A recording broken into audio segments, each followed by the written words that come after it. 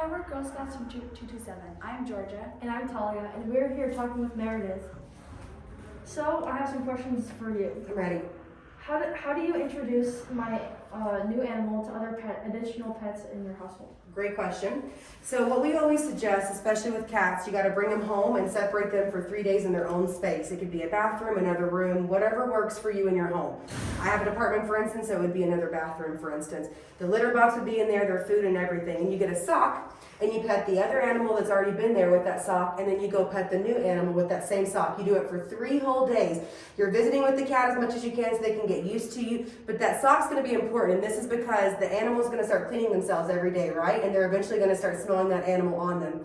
Mind you, they're smarter than us. They've probably already figured it out long before that. But that way they can at least be like, oh, this is a familiar smell. I recognize this. I've been smelling it every day for about 3 days, right? They're definitely going to figure that out. And then basically when you introduce them in a common ground area like a living room, kitchen, somewhere else that is not where the cat's been this whole time. Because wherever you've put it, that cat's now taken it as like, this is my space. And this is a safe space. You're bringing somebody into my safe space. So it's got to be a common ground area, like living room. A lot of times when they meet, it's not like they're going to look at each other and be like, I know you, I smell you. But the good news is that they've at least smelled the animal, so it makes them feel a little more comfortable. So basically, a lot of times when you put them down and kind of introduce, they might run and hiss and be kind of scared. That is very normal. You just kind of got to keep doing it every day until your goal is at least they coexist. Even they might be best friends if you're lucky, but more than likely they'll just coexist because they've at least smelled the animal. If you don't introduce properly, a lot of times you are setting the animals up for failure because you're bringing them into the other animal's home and they're going to be quite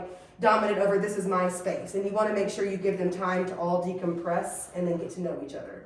So what are some special care needs for cats specifically? Like some special care needs that we Yes. have. So we have a lot of animals that come through here that are, especially cats, on special diets. So like KD would be for kidney. That means they might have kidney failure or potential kidney failure. Crystal is for like the crystals in their urine. So maybe they can't produce as well in there. So the crystal, the food would help them digest things a little easier and help them out.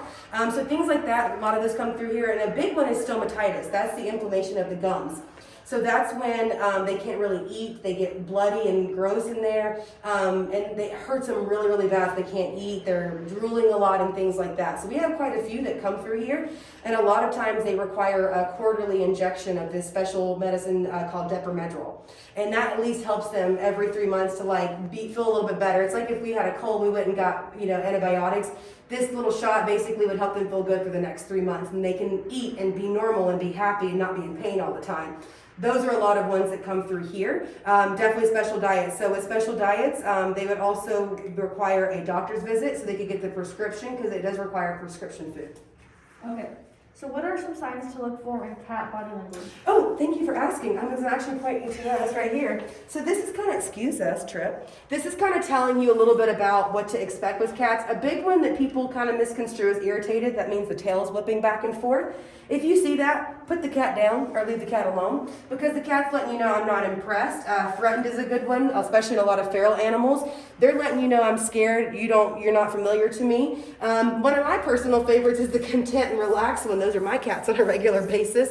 But this is just kind of showing you different little aspects of the cat's personality and kind of what to expect in all of these. And we see these on a regular basis. Even the predatory one, I've seen that one on numerous cats when they're trying to possibly want to bully or not like the other cat. Playful, trusting on the back like that, with showing their belly. A lot of cats, that's a big one for cats because they're letting you know I really don't mind you, I trust you.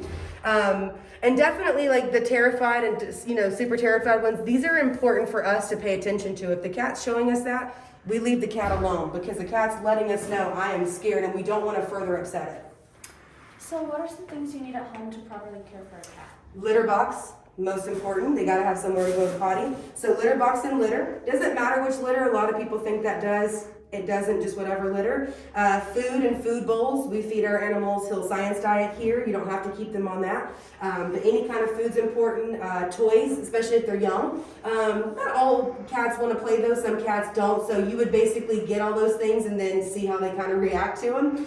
Catnip's always key. Cats, most any cat's going to love catnip. Food bowls, I think I said that already, sorry. That's pretty much it. Cats are really easy. Dogs are a little bit harder because you definitely got to get them on a schedule, but cats, you can pretty much You just need to show them their food and their litter and they're good to go. Easy. Perfect. Thank Yeah. you so much. Thank you. Have a nice day.